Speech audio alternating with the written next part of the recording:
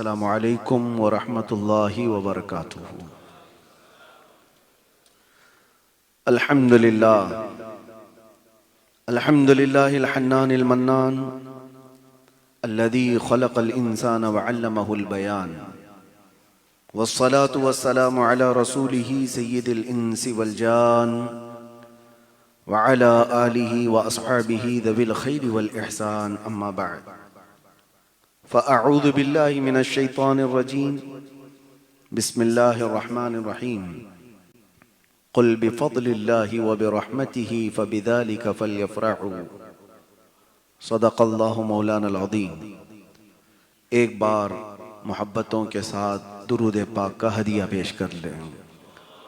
अल्लाहुम्मा सल्लि अला सय्यिदिना मुहम्मदिन व अला आलि सय्यिदिना मुहम्मद व बारिक व सल्लिम सलातन व सलामन अलैका या रसूल अल्लाह सल्लल्लाहु तआला अलैहि वसल्लम।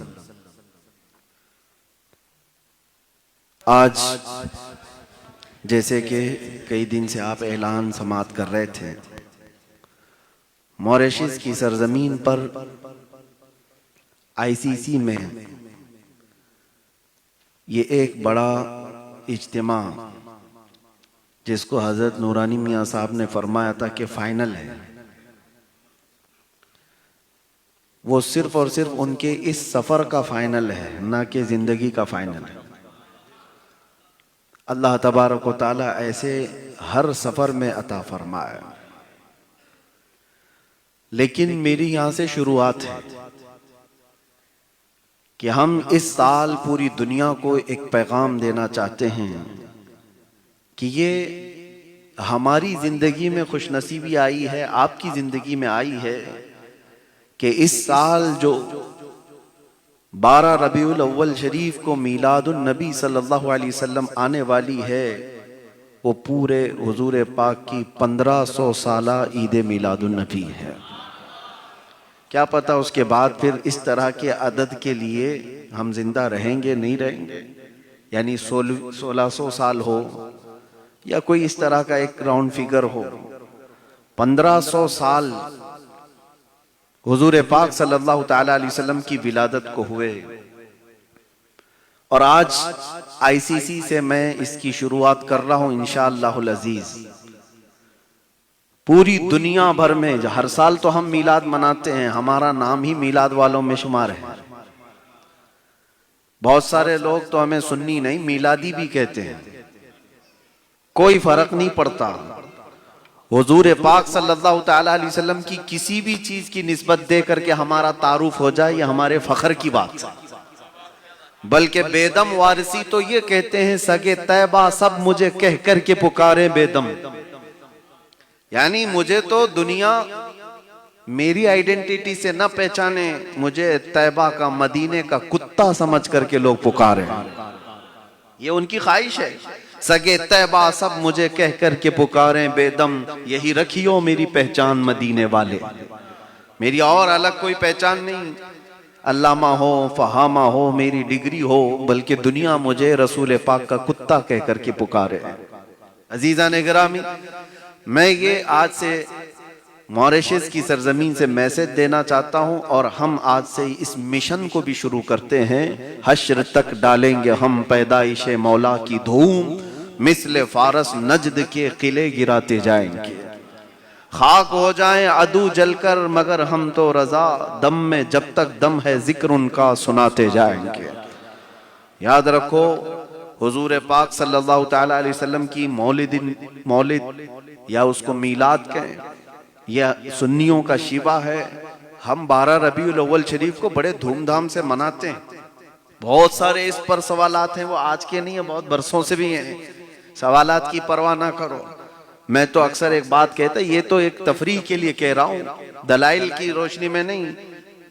आम सुन्नियों के लिए तो यही बात है कि कोई भी पूछे कि मीलाद मनाना कहाँ लिखा है, तो जवाब में सिर्फ इतना ही कहे, सुन्नियों की किस्मत में लिखा हुआ। बस इतना काफी है, आगे बढ़ जाओ, बाकी जवाबात उलमा देंगे।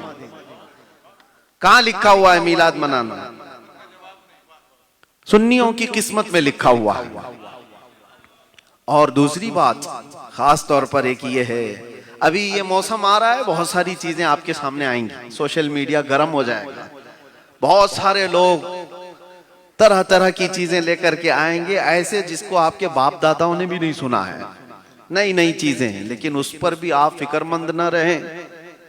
निसार तेरी चहल पहल पर हजारों ईदें रबीउल अव्वल, सिवाय इबलीस के जहां में सभी तो खुशियां मना रहे। इस शेर से भी लोगों को तकलीफ हो जाती है, तो कहते ये सब इनके बनाए हुए हैं, ये सुन्नियों के जलाने के लिए। मेरे अजीजों, सवाल एक ये खास तौर पर कि जब हुजूर पाक सल्लल्लाहु अलैहि वसल्लम पैदा हुए थे मक्का में, उस वक्त जब किसी ने जश्न नहीं मनाया तो अब क्यों मनाते हो? हुजूर जब पैदा हुए थे मक्का में, तब किसी ने हुजूर की मीलाद का जश्न नहीं मनाया, तो अब क्यों मनाते हो पूरी दुनिया भर में? मैं आपसे कहता हूं, होश हवास के साथ समझो पूछने वाले का सवाल क्या है। हुजूर जब पैदा हुए थे, रियल मीलाद उस वक्त नहीं मनाई गई। आप क्रॉस क्वेश्चन ये करें, उस वक्त मौजूद कौन लोग थे मक्का में? जिस वक्त हुजूर पैदा हुए थे कौन लोग थे? कुफ्फार और मुशरिकीन थे कि सब ईमान वाले थे? हाँ, कुफ्फार और मुशरिकीन नहीं मनाए थे, ये हम पता है, हमें पता है। मक्का में मौजूद कुफ्फार और मुशरिकीन नहीं मनाए थे, इसलिए कि उनके ऊपर यह हक भी नहीं है। हाँ, मनाए थे, बीबी आमिना ने भी मनाया है, दादा अब्दुल मुत्तलिब ने भी मनाया है, खुशी का इजहार किया है। तो मक्का वालों का खुशी ना मनाना तो इनको आज नजर आता है। जो लोग दलील में लेकर के आते हैं मक्का वालों ने नहीं मनाया था, लेकिन उनको ये याद नहीं, जब 53 साल की उम्र के बाद हुजूर मदीने जा रहे थे तो मदीने वालों ने क्या शानदार इस्तकबाल किया था, वो याद नहीं रहा कि हुजूर जब मदीने में दाखिल हो रहे थे तो छोटी बच्चियों से लेकर बड़े तक क्या कह रहे थे? तलअल बद्रु अलैना मिन सनियातिल वदाई वजब शुक्र अलैना मा दआ लिल्लाहि दाई। ये किसके कलमात हैं? ये किसकी जुबान थी? मदीने वालों ने खुशियां मनाई थी हुजूर जब तशरीफ लाए थे। तो अब किस्मत का फैसला यहां से कर लो, जो नहीं मनाते वो मक्का वालों के तरीके पर चलते हैं, और जो मनाते हैं वो मदीने वालों के तरीके पर चलते हैं। मक्का वाले ईमान वालों की बात नहीं कर रहा, कुफ्फार और मुशरिकीन की। हाँ, अब आपको मैं कुरान पाक के बारे में बताऊं। अल्लाह फरमाता है, जब तुम्हारे पास अल्लाह का फजल आए या अल्लाह की रहमत पहुंचे तो खूब खुशियां मनाओ, ये अल्लाह का हुक्म है।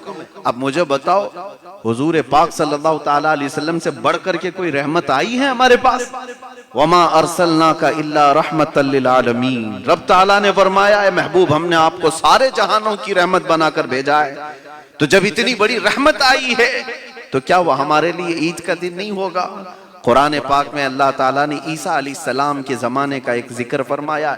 ईसा अलैहिस्सलाम अपनी उम्मत के लिए दुआएं कर रहे हैं, रब्बना अंजिल अलैना माइदतम मिनस समा तकूनु लना ईदन लिअव्वलिना व आखिरिना व आयतम मिनक वरज़ुक़ना व अंत खैरुर राज़िक़ीन।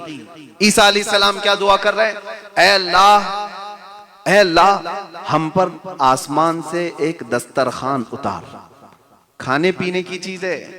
माइदा कहते हैं दस्तरखान, जिसमें खाना पीना रखा जाए। ईसा अलैहिस्सलाम दुआ कर रहे हैं कि हमें आसमान से एक दस्तरखान उतार, और जिस दिन वो दस्तरखान उतरेगा तकूनु लना ईदन लिअव्वलिना व आखिरिना, हमारे अगलों के लिए और पिछलों के लिए वो ईद का दिन हो जाएगा। ये कुरान में ईद का लफ्ज है, ईद का लफ्ज है कि जिस दिन आसमान से दस्तरखान उतरेगा वो ईद का दिन है। सोचो है सुन्नी मुसलमानों, ईसा अलैहिस्सलाम कह रहे हैं आसमान से दस्तरखान जिस दिन उतरेगा वो ईद का दिन है, और जिस दिन पूरी कायनात का आका दुनिया में आए वो ईद का दिन नहीं हो सकता। जिसके सदक़े में पूरी दुनिया को खाने नेमत मिलता हो, उसके आने पर क्या वो ईद का दिन नहीं हो सकता? बस दलाइल और जितने भी आर्गुमेंट हो ये लंबे तवील जाते रहेंगे। इसीलिए शुरू में मैंने एक ही बात कही है कि आप सिर्फ इतना कहकर आगे बढ़ जाएं कि ये हमारी तुम्हारी किस्मत की बात है, अल्लाह ने हमारी किस्मत में लिखा है, इसलिए हम हुजूर की मोहब्बत में जश्न मनाते हैं। और इस बार पूरी दुनिया को ये बताना है 1500 साला ईद मिलादुन नबी में जश्न ईद मिलादुन नबी के सिलसिले में मैं पढ़ रहा था, और एतराज करने वाले शायद ये जानते भी नहीं होंगे, सबसे ज्यादा एतराज किसकी तरफ से होता है? हमारे अंदर मौजूद दिखने वाले सेम चेहरे, टोपी दाढ़ी और बाकी सब सेम, उन लोगों को ज्यादा तकलीफ है। मैं बाहर वालों की बात नहीं कर रहा हूं, क्रिश्चियन, हिंदू, ज्यूज, इनकी बात नहीं। जमात के अंदर दिखने वाले सेम चेहरे, वो अपना नाम कुछ भी रखते हो, कोई भी नाम, देवबंदी, अहले हदीस, किसी भी तरह के नाम से हो, अगर उनको एतराज है, वो भी जिस इमाम को सबसे ज्यादा फॉलो करते हैं, आपको मैं बताऊं, शेख इब्ने तैमिया, किताब है इब्ने तैमिया की, इक्तिज़ाउस सिरातिल मुस्तकीम, किताब इब्ने तैमिया की है। मुझे हैरत हो रही है, इब्ने तैमिया अपनी किताब में ये लिखते हैं कि बहुत सारे मुहद्दिसीन ने मीलादुन नबी सल्लल्लाहु अलैहि वसल्लम का जिक्र किया है, और जितने मोमिनीन ये मनाते हैं, अगरचे एक नया काम है, लेकिन हुजूर की मोहब्बत की वजह से उन्हें अजर दिया जाएगा। ये कौन कह रहा है? बाबा कह रहा है, और बच्चे आज कुछ और कह रहे हैं। बाबा ये कह रहा है कि जितने लोग हुजूर की मिलाद मनाते हैं, हुजूर की मोहब्बत की वजह से उन्हें अजर दिया जाएगा, नया काम होने की वजह से नहीं। उनके नजदीक अगरचे बिदात है, और वो कहते हैं इस बिदात की वजह से नहीं, लेकिन इनकी नीयत की वजह से इन्हें सवाब दिया जाए। बाबा को इतनी तो अकल है कि वो इस अमल को नाजायज नहीं कह रहे हैं, लेकिन नीचे आने वाले चेले बड़े शैतान हैं, और इनका हाल ये है कि ये अपने बाप दादाओं से भी आगे बढ़ गए, इसको हराम नहीं शिर्क तक पहुंचा दिया। और हकीकत में आपको बताऊं, मिलाद जो है, इससे बढ़कर के शिर्क को तोड़ने वाला कोई अमल ही नहीं है। मिलाद मनाना शिर्क को तोड़ने वाला अमल है। मिसाल के तौर पर आपको मैं बताऊं, अल्लाह के बारे में तुम्हारा क्या अकीदा है? लम यलिद वलम यूलद, वो न किसी से पैदा हुआ, न उससे कोई पैदा होगा। लेकिन हम हुजूर की मिलाद मना करके बताते हैं, हम हुजूर को खुदा नहीं समझते, हम खुदा नहीं समझते। हाँ, अगर मिलाद नहीं मनाते तो हमको शक होता है कि तुम खुदा के सब तरह समझते हो नबी को। मनाओ तो कभी कि हुजूर भी पैदा हुए थे, ये बताओ दुनिया को कि हमारा नबी के बारे में अकीदा ये है कि वो पैदा हुए थे, और खुदा के बारे में अकीदा ये है कि वो कभी पैदा नहीं हुआ। तो शिर्क को तोड़ने वाला अमल है ये मिलाद मुस्तफा सल्लल्लाहु अलैहि वसल्लम मनाना, और ये हम पर शिर्क का फतवा लगाते हो। अजीब हिमाकत है। शिर्क को खत्म करने वाला अमल है मिलाद मुस्तफा। अजीजा ने गिराम वकार, बुजुर्गों की बातें अगर मैं आपको बताऊं, अल्लामा इब्ने जौजी, ये गौसे पाक रज़ी अल्लाह तआला अन्हु के जमाने के अब्दुर्रहमान इब्ने जौजी निहायत ही नक्काद मुहद्दिस हैं, ऐसे कि इन्होंने अहादीस में जरा बराबर भी कुछ देखा तो पूरी किताब लिख डाली, और किताबों पर जर्ह तहदील करने वाले बहुत बड़े इमाम हैं अब्दुर्रहमान इब्ने जौजी। इनकी पूरी किताब है मौलिदुल अरूस, यानी दूल्हे की मौलूद के बारे में किताब। ये अल्लामा इब्ने जौजी की लिखी हुई किताब है, पूरी उन्होंने दलाइल के साथ लिखा है, और फिर उसमें यह साबित किया है कि जितने लोग भी हुजूर की मिलाद मनाते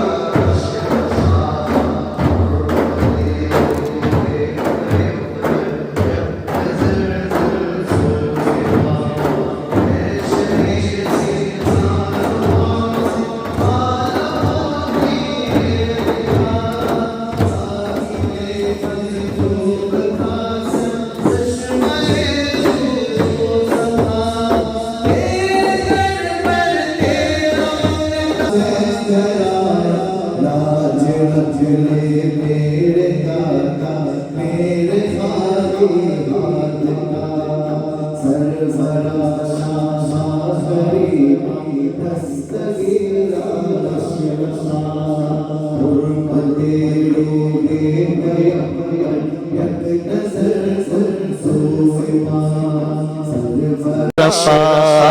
हुर्मते रोहे पैगंबर यक नजर सोए सरवरा शाह करीमा दस्तगीरा अशरफा हुर्मते रोहे पैगंबर यक नजर सोए सरवरा शाह करीमा दस्तगीरा अशरफा हुर्मते रोहे पैगंबर यक नजर सोए। नारे तकबीर, नारे रिसालत, नारे हैदरी, फैज़ मखदूम अशरफ, हुजूर गाज़ी मिल्लत।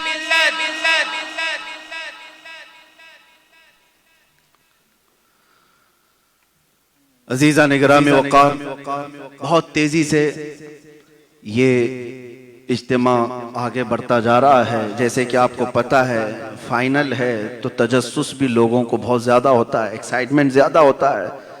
और जिसको सुनने के लिए आज ये बड़ा मजमा है, जिसे देखने के लिए यहाँ आज हसीन इज्तिमा है, वो हसीन चेहरा अब आपके सामने रौनक अफरोज़ है। मेरे अजीज़ों, अब यहाँ पर स्टेज पर जो खाली जगह बार बार लोग देख रहे थे, वो खाली जगह पूरी हो चुकी है, बल्कि वो जहां बैठे वो पूरी जगह ही पूरी ही होती है अगर कोई और ना भी आए। एक बात, हम जो जवाबात देते जा रहे हैं, मीलाद जायज है नाजायज है, अब ये सब दलाइल का बादशाह यहां बैठा हुआ है, उनका खुसूसी फन है ये। आप देखें 2 जुमलों में पूरी तकरीर हो जाती है, और पता नहीं कैसे ये रिवील्ड होता है।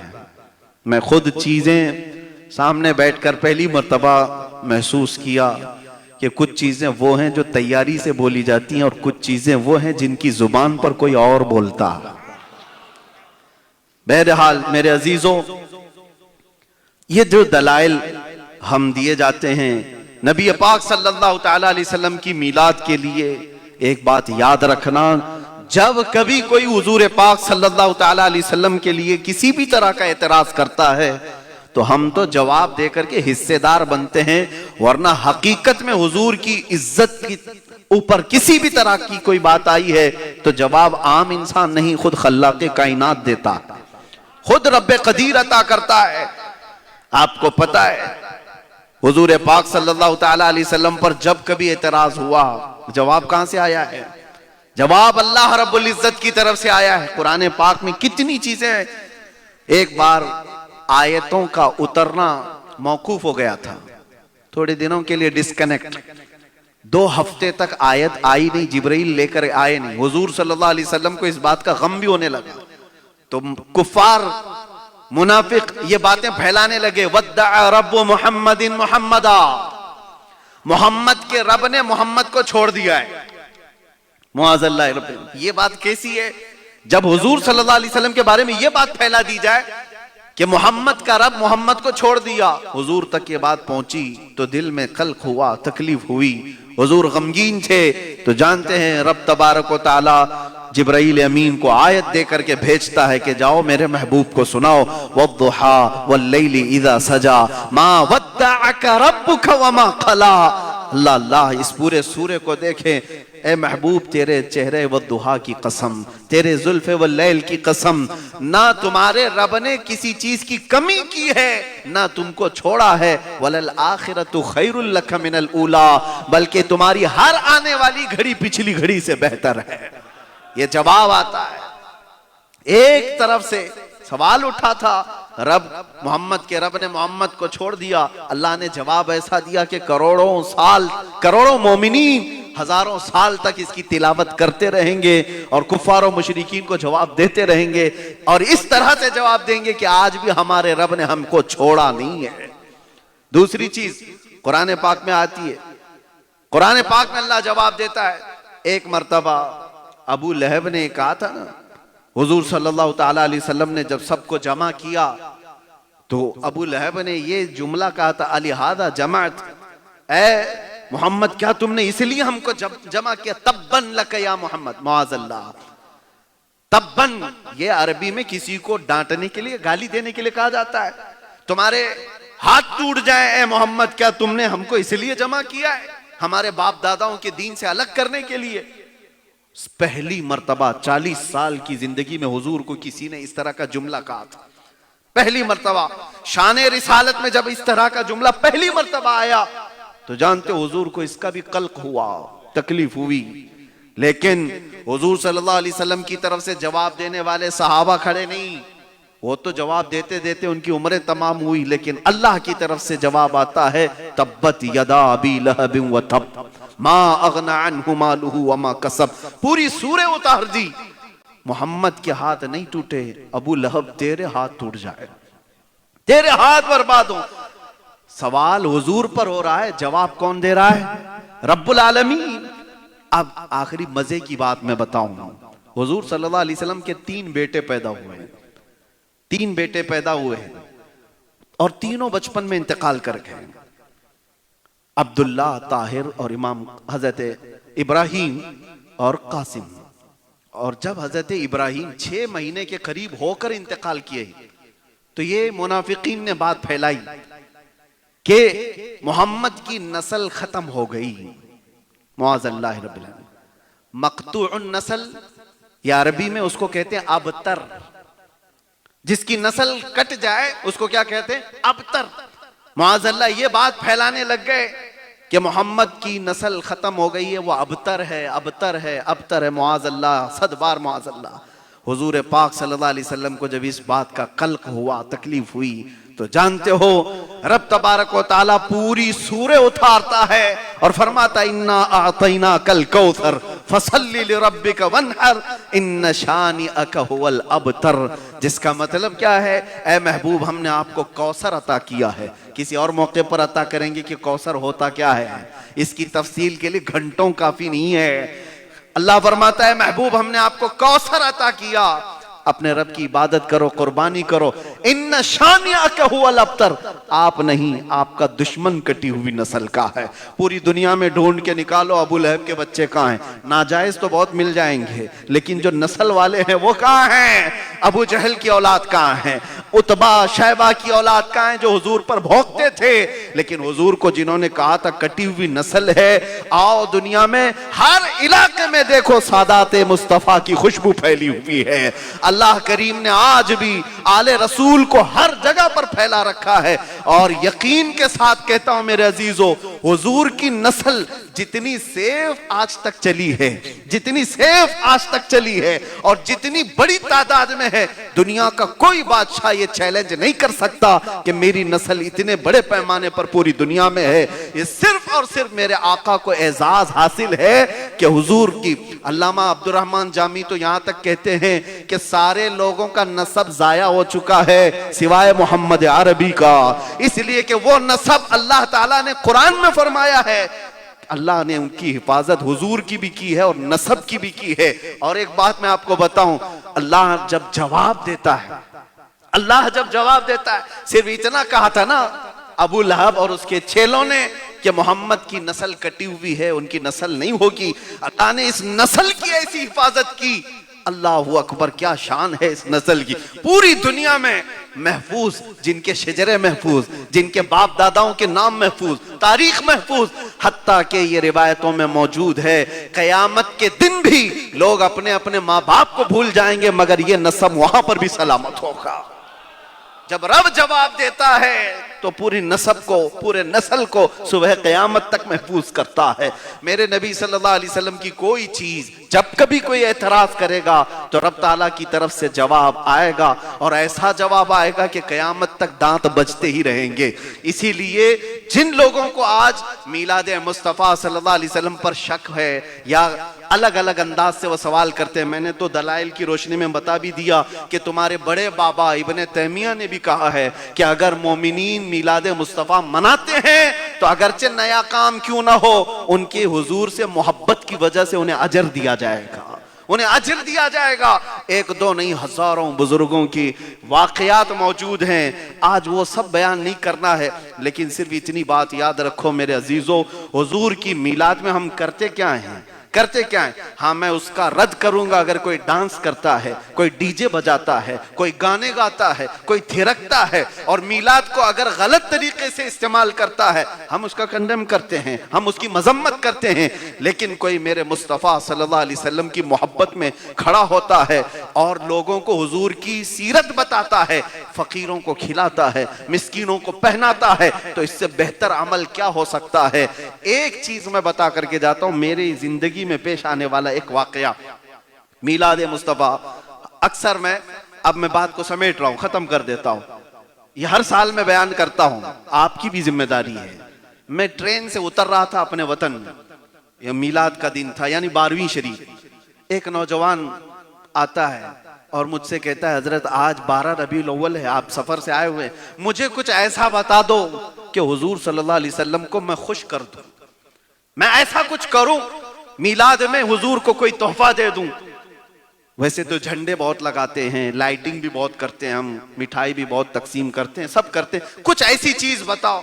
वो ज़हन में ऐसी अचानक मेरे बात आई, कहा देखो अल्लाह के नबी सल्लल्लाहु ताला अलैहि वसल्लम की जो पसंदीदा चीजें थी, अमल था, वो कमजोरों का बोझ उठाते थे। पूरे मक्का में इस बात में हुजूर मशहूर थे, वो बूढ़ों का और कमजोरों का बोझ उठाते, यतीमों की आहवजारी सुनते और उनकी दस्तगीरी फरमाते। अभी हम यहाँ सफर से आए हुए हैं, देखो कोई ऐसा तुमको नजर आ जाए जो बूढ़ा हो, कमजोर, उसका सामान उठा के पहुंचा दो, ताकि हुजूर के इस अमल पर तुम्हारा अमल हो जाए और हुजूर खुश हो जाएंगे। उस नौजवान की बात मैं बता रहा हूं, ये रियल है।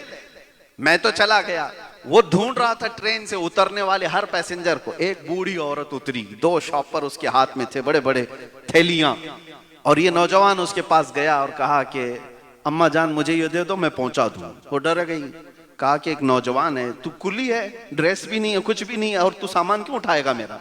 ना बाबा, मैं सामान नहीं दूंगी। ये जिद करने लगा कि कुछ नहीं, आप डरो मत, सेफ है, और ना मैं चोर हूं, उचक्का हूं, कुछ नहीं, आपका सामान जहां तक बोलोगी पहुंचा दूंगा। वो डर गई कि ये क्यों इतना आर्ग्यू कर रहा है मुझे, मेरा सामान उठाना तुझे क्यों? उसने कहा अम्मा बस बात ये है कि आज हमारे प्रॉफेट मोहम्मद सल्लल्लाहु अलैहि वसल्लम का जन्मदिन है, उनकी पैदाइश का दिन है, और उनकी ये सुन्नत यानी उनका महबूब अमल था कि जब वो कभी किसी कमज़ोर को, बूढ़े को बोझ उठाया देखते थे तो उसका सामान ले लेते थे। मैं भी इसीलिए आया हूँ, आप अपना सामान दे दो, मैं उठा करके ले जाऊंगा। वो इतनी बात पर इम्प्रेस हो गई, खुश हुई, और दोनों सामान उठा के दे देती है, और वो लेकर के गया काफी दूर तक, उसके घर तक वो पहुंचा करके आया। बात आई गई, हो गई, खत्म हो गई। 6 महीने के बाद मेरे अजीजों, वो नौजवान मुझसे राब्ता करता है और कहता है अजीब इत्तेफाक है हजरत, अजीब इत्तेफाक है, वो खातून जो जिसका सामान मैं उठाकर पहुंचाया था, मेरे भी कोई कांटेक्ट में नहीं थी, लेकिन जाने के वक्त उसने कुछ कांटेक्ट लिए थे। 6 महीने के बाद आज वो मुझसे कांटेक्ट करती है और कहती है नौजवान तुम्हारे किसी आलिम से मिलाओ। कहा क्यों, वजह क्या है?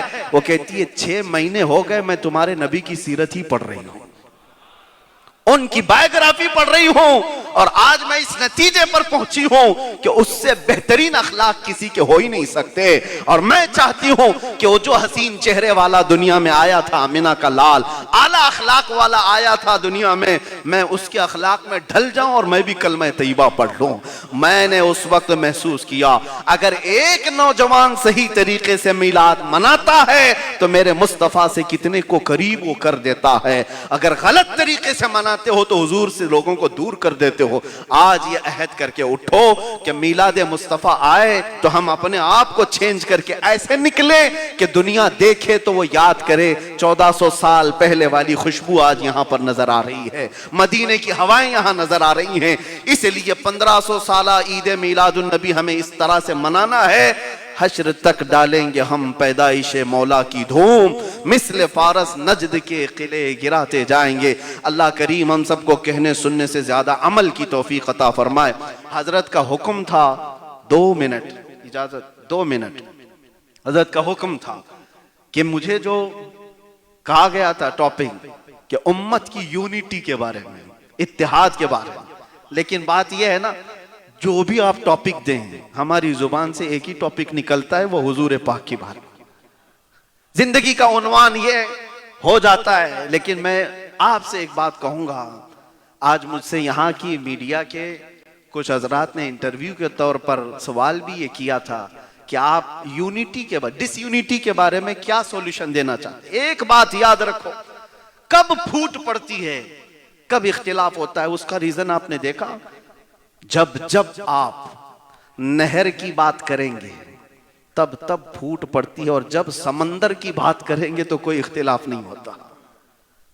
ये एक बात याद रखें, हर कोई बटा हुआ और अपने ओपिनियन को, अपनी राय को दूसरे पर थोपने की कोशिश करता है तो इख्तिलाफ होता है।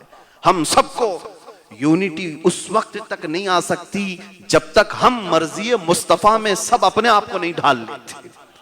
अपने आप को जब तक नहीं ढाल लेते। सहाबा में भी इख्तिलाफात हुए हैं, छोटे मोटे बहुत सारे इख्तिलाफात हुए, लेकिन कभी ऐसा नहीं है कि जाती इख्तिलाफात हुए और इस तौर पर कि दुश्मनी पैदा हो गई। लेकिन आज सिर्फ और सिर्फ सिलसिलों को लेकर के, पीरों को लेकर के, उलमा के हलकों को लेकर के इतने खतरनाक इख्तिलाफात हैं कि एक दूसरे के जान के दुश्मन हैं। लोग जानी दुश्मन, सलाम कलाम बंद, मुसाफा बंद, और एक दूसरे को देखना भी बंद। और लोग हैरत की बात है, हमसे पूछते हैं कि इनके साथ बैठ सकते हैं कि नहीं, उनके साथ बैठ सकते हैं। इमाम शाफई की एक बात सुनाता हूं। इमाम शाफई जैसा आलिम कौन है?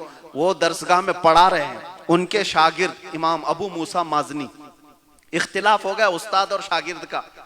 शागिर्द कह रहा है जायज है, उस्ताद कह रहा है नाजायज है। इख्तिलाफ ये पहले होता था, आज नहीं, इसका सोच भी नहीं सकता कोई। पहले होता था शागिर्द उस्ताद से इख्तिलाफ कर ले, आज वो सोच भी नहीं सकता। सोचेगा तो वो इस्लाम से भी निकाल दिया जाएगा। ये इख्तिलाफ करके शागिर्द खड़ा हो गया, इमाम अबू मूसा माजनी, वो भी इमाम है, और इमाम शाफई के शागिर्द चले गए। एक दिन नहीं आए, 2 दिन नहीं आए, 3 दिन नहीं आए। इमाम शाफई बाजार में चले गए। कहां गया मेरा शागिर्द? अबू मूसा माजनी एक जगह बाजार में कुछ सामान खरीद रहे। इमाम शाफई पीछे से जाकर उनके कंधे पर हाथ रखते, देखा अबू मूसा माजनी पलट करके, उनके उस्ताद हैं इमाम शाफई। कहा कि हुजूर आप यहाँ कैसे? कहा अबू मूसा तेरा और मेरा इख्तिलाफ तो मसले में ही है ना, हुजूर की उम्मत होने में और गुलाम होने में तो कोई इख्तिलाफ नहीं है। क्या इसमें भी इख्तिलाफ है? तेरा रसूल और है, मेरा रसूल और है। उन्होंने कहा नहीं। इमाम शाफई के हाथ चूम लिए और कहा इख्तिलाफ वो रहेगा, लेकिन आप उम्मत मुस्तफ़ा ही नहीं बल्कि आलाम उम्मत मुस्तफ़ा में से है। अजीज़ान इकराम, ऐसे बहुत सारी चीजें, इख्तिलाफात खत्म करोगे तो यूनिटी यूं ही आएगी। इख्तिलाफ रखो। एक घर में 4 भाई हैं, चारों को अलग अलग कलर पसंद हैं, अलग अलग कलर पसंद है, किसी को सफेद, किसी को काला, किसी को नीला, किसी को हरा। लेकिन कलर पसंद अलग होने की वजह से वो अपनी माँ तो नहीं बदल सकता, अपना बाप तो नहीं बदल सकता। इख्तिलाफ करने का हक है, लेकिन बाप बदलने का हक नहीं है। इख्तिलाफ करो, अच्छे से करो, लेकिन तुम्हारा रिश्ता भी उसी रसूल से है, हमारा रिश्ता भी उसी रसूल से है। अगर ये निस्बत सलामत है तो ऐसे इख्तिलाफात से कुछ भी फर्क नहीं पड़ता। आपको एक बात और बता दूं, इमाम अहमद बिन हम्बल बहुत पाए के मुहद्दिस, 5 लाख हदीसों के हाफिज हैं, 5 लाख हदीसों के हाफिज। उन्हीं के जमाने के एक और इमाम है, इमाम मदीनी, जो इमाम बुखारी के उस्ताद है, अहमद अल मदीनी।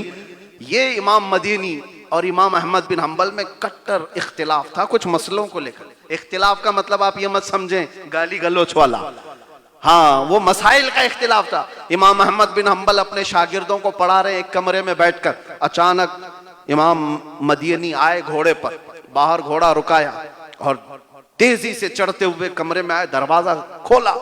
जैसे ही वो जलाल से आए तो शागिर्द सब डर गए। इमाम अहमद बिन हम्बल के कुछ तो तेवर बिगड़े हुए हैं। ये तेवर देख करके इमाम अहमद बिन हम्बल ने अपने शागिर्दों को सबको भगा दिया, जाओ बाहर जाओ, मेरा और इनका मामला है। एक बात याद रखो, मुहद्दिसीन ने ये बात की है, बड़े जब बात करते हैं तो चमचों को बीच में नहीं आना चाहिए। इख्तिलाफात सबसे ज्यादा यहां होते हैं। हाँ, उन्होंने ये तमीज सिखाई है, बात बाहर निकल जाओ। शागिर्द भी आम शागिर्द नहीं है, वो भी बड़े उलमा हैं, उनको भी नहीं रहने दिया, बाहर जाओ, दरवाजा बंद किया। शागिर्दों ने रिवायत किया है, इमाम अहमद बिन हम्बल और इमाम अली मदीनी दोनों में इतना सख्त मुबाहिसा हो रहा था। बाहर से वो लोग कहते हैं कि सुनने में तो ऐसा लग रहा था हमको कि हाथापाई होने वाली है, कुश्ती होने वाली है। थोड़ी देर के बाद आवाज धीमी हुई, बंद हो गई। फिर दरवाजा खुला, शागिर्द सब जो बाहर खड़े स्टूडेंट्स वो कहते हैं क्या हुआ हमको पता नहीं, लेकिन शेख अली मदीनी निकलते हैं अपने कमरे से, घोड़ा बाहर खड़ा था, इमाम अहमद बिन हम्बल भी पीछे निकलते हैं, दोनों में सख्त इख्तिलाफ है, बहस भी हुई है, आवाज भी हुई है। लेकिन जब वो निकले, अली मदीनी घोड़े पर बैठने जा रहे हैं, तवज्जो चाहता हूं, घोड़े पर बैठने जा रहे हैं, इमाम अहमद बिन हम्बल अपने हाथ उनके पैरों के नीचे रख देते हैं, अपने हाथ उनके पैरों के नीचे रखते हैं। शेख अली मदीनी इमाम अहमद बिन हम्बल के हाथों पे अपना पैर रखकर घोड़े पर चढ़ते हैं। शागिर्द देख करके कह रहे ये क्या माजरा है, अंदर देखो तो हाथापाई होने वाली थी, ये बाहर तो उनको घोड़े पे चढ़ा रहे हैं। यही है हमारे उलमा का इख्तिलाफ, यही है। बाद में इमाम अहमद बिन हम्बल से शागिर्दों ने पूछा कि हुजूर इतना सख्त इख्तिलाफ है और उनके पैरों के नीचे आप हाथ देकर उनको चढ़ा रहे हैं। अब सुनो इमाम अहमद बिन हम्बल क्या जवाब देते, कहते हैं मेरा और उनका इख्तिलाफ मसले में है, लेकिन तुम उनकी हैसियत नहीं जानते। ए लोगो, अगर तुम उनका मकाम जान लेते, मैंने तो हाथ रखा है, उनकी धूल सुरमा लगाने के काबिल है। ये कौन फराख दिली रखता है जिससे इख्तिलाफ हो, उसके बारे में ये कुशादा ज़र्फी कौन रखता है? ये हमारे बुजुर्गों का शीवा था, ये तरीका था। इख्तिलाफ आज भी कर सकते हो, लेकिन जात का एहतराम बाकी रखो, जात का एहतराम बाकी रखो। हसब नसब पर सवाल नहीं, उसके खानदान पर नहीं, उसके बाप दादाओं पर नहीं, वरना इसको इख्तिलाफ मजमूम कहा जाता है। वो गाली गलोच वाला है, नीच फितरत वाला है। आला फितरत वाला इख्तिलाफ तो करता है, लेकिन इंसानियत का एहतराम बाकी रखता है, उसके इस्लाम का एहतराम बाकी रखता है। अल्लाह करीम ऐसी यूनिटी हमारी उम्मत में फिर से अता फरमाए। लेकिन एक चीज है, आप सबको मैं गुजारिश करूंगा, इख्तिलाफ जितने भी आए आप डिस्कस मत करो, आप डिस्कस मत करो। बहुत ज्यादा शौक है तो 9 साल आलिम बन जाओ, फिर उसके बाद मुफ्ती बन जाओ, और फिर उसके बाद अल्लामा बन जाओ, और शौक से डिस्कस करो। वरना व्हाट्सएप पे मुनाजरे करते रहोगे, यूट्यूब और फेसबुक को यूनिवर्सिटी बनाकर उसमें मुनाजरे करते रहोगे, तो याद है गूगल मैप बहुत बुरी जगह पे भी ले जाके फंसाता है।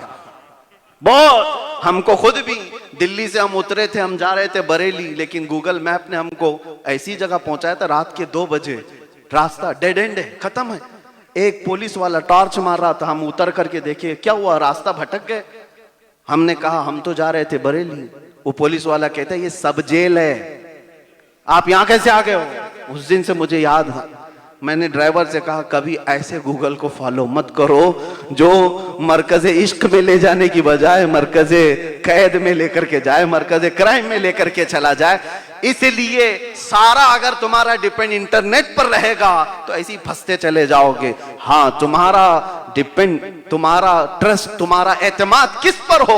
अरे आज भी हसीन चेहरे बाकी हैं, सीना बसीना देने को उलमा बैठे हुए हैं, इन पर एतमाद करो, भरोसा करो। इंशाअल्लाह अज़ीज़ अल्लाह तबारक व तआला तुम्हें सिराते मुस्तकीम पर रखेगा और गुमराही से महफूज रखेगा।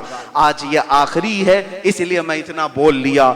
मैं बड़े अदब के साथ माजरत चाहता हूँ हुजूर गाज़ी मिल्लत और हुजूर ताजुल उलमा की बारगाह में कि आपका बहुत सारा वक्त मैं खाया हूँ। अब मुझे ये नहीं मालूम है इसके बाद आपने जैसे फरमाया यहाँ पर लोग बहुत ज्यादा एक्साइटेड होते हैं बिरयानी के लिए, अगर है तो भी, नहीं है तो भी थोड़ा आज के दिन सब्र करेंगे इंशाअल्लाह। मॉरिशस वाले ऐसा दिन बार बार नहीं आता है। अल्लाह तबारक व तआला आपको सब्र और इस्तिकामत अता फरमाए और हमारे इत्तिहाद को अल्लाह ताला हमेशा सलामत रखे। व आखिर दावाना अनिल हम्दुलिल्लाहि रब्बिल आलमीन। अस्सलामु अलैकुम।